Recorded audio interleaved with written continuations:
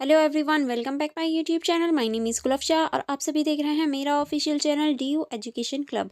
आई hope आप सभी ठीक होंगे और आप सभी ने अपनी अपनी स्टडी बहुत अच्छे से कर ली होगी। देखिए, आज की जो हमारी वीडियो होने वाली है वो BA प्रोग्राम सेमेस्टर 1 की होने वाली है। और सेमेस्टर 1 में जो आपकी हिस्ट्री है, आज हम उस हिस्ट्री को कवर करेंगे। और ये जो आपकी हिस्ट्री है, इसका नाम है history of India from earliest time up to C300। ये हमारी बुक का नाम होने वाला है। तो अगर आपके पास भी ये वाली हिस्ट्री है तो ये वीडियो बहुत ज़्यादा इंपॉर्टेंट होने वाली है, क्योंकि इस वीडियो में मैं आपको पूरा ही क्वेश्चन पेपर दिखाने वाली हूँ, जो कि बहुत ज़्यादा इंपॉर्टेंट है। क्योंकि सोल में मोस्टली क्वेश्चन रिपीटेड होते हैं, तो इसीलिए बहुत ज़्यादा इंपॉर्टेंट हो जाता है। देखिए, ये जो क्वेश्चन पेपर है ये आपका टोटल 90 मार्क्स का है और 3 घंटे आपको दिए जाएंगे, ठीक है। और यहाँ पर थोड़े से स्टूडेंट के लिए निर्देश होते हैं जो कि पढ़ने उनके लिए ज़रूरी होते हैं।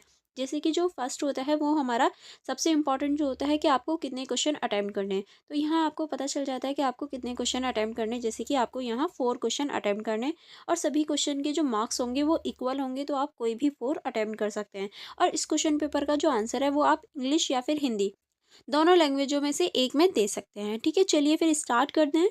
जैसे कि आप देख सकते हैं, जो अभी मैंने आपको निर्देश बताए थे वही निर्देश यहाँ हिंदी में दे रखे हैं कि आपको कोई 4 क्वेश्चन करने हैं, सभी के अंक बराबर हैं।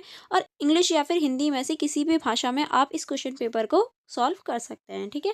चलिए फिर हम क्वेश्चन नंबर 1 की तरफ चलेंगे। यहाँ हमारा इंग्लिश में दे रखा है एंड देन उसके बाद में नीचे हिंदी में भी दे रखा है।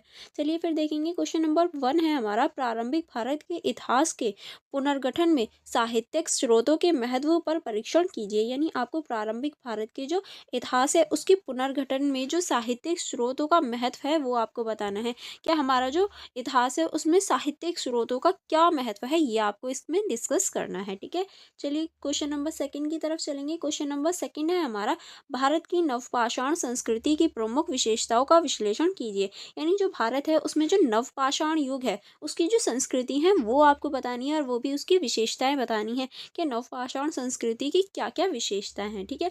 क्योंकि जैसे कि आप सभी को पता है कि हमारे भारत को 3 भागों में डिवाइड करके बताया गया है, यानी प्राचीन, मध्य और आधुनिक। तो उसमें जो हमारा नवपाषाण युग आता है उसके बारे में आपको इसमें बताना है, ठीक है।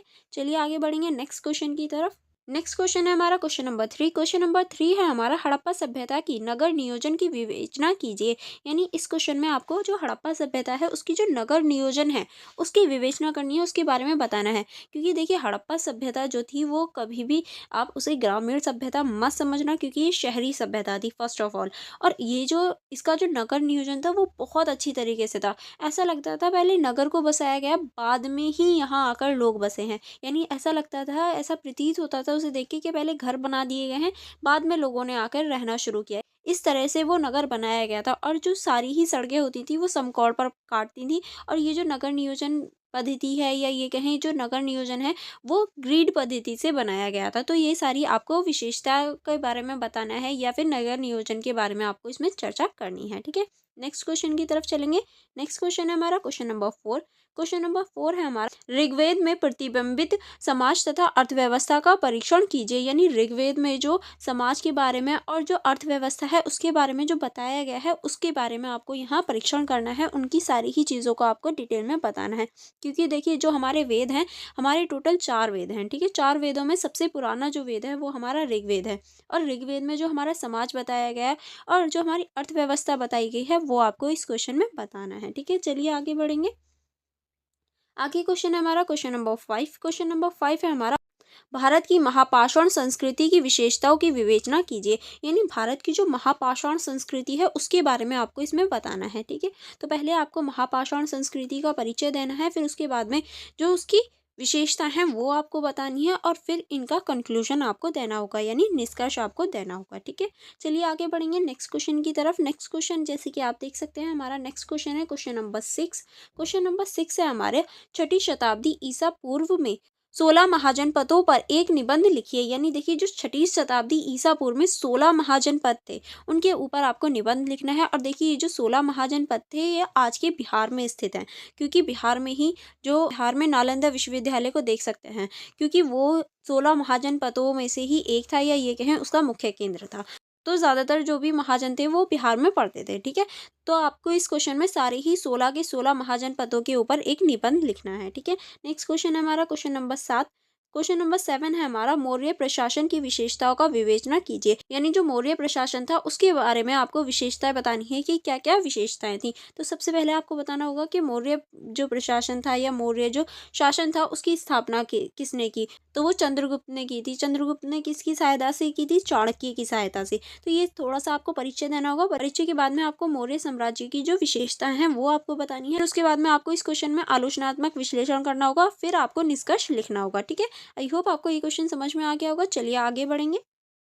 आगे अब हम चलेंगे। नेक्स्ट क्वेश्चन है हमारा क्वेश्चन नंबर 8। क्वेश्चन नंबर 8 है हमारा, ई 200 पूर्व से 300 ई के माध्यम सामाजिक एवं आर्थिक दशा का विवरण कीजिए। यानी आपको 200 से जो 300 एडी है उसके बीच में जो हमारे सामाजिक और आर्थिक दर्शन था या आर्थिक स्थिति थी उसके बारे में बताना है कि समाज की इस टाइम पे सामाजिक स्थिति कैसी थी और आर्थिक स्थिति कैसी थी। यानी आपको इसमें सामाजिक और आर्थिक स्थिति के ऊपर चर्चा करनी है। ठीक है। एंड यहाँ हमारा पूरा ही क्वेश्चन पेपर डिस्कशन कंप्लीट हो जाता है। अगर आपको कोई डाउट हो या कोई प्रॉब्लम हो तो आप मुझसे कमेंट बॉक्स में पूछ सकते हैं। Otherwise for more information, for more connectivity, आप मेरे टेलीग्राम ग्रुप को ज्वाइन कर सकते हैं। आप मेरी इंस्टाग्राम आईडी को चेकआउट कर सकते हैं।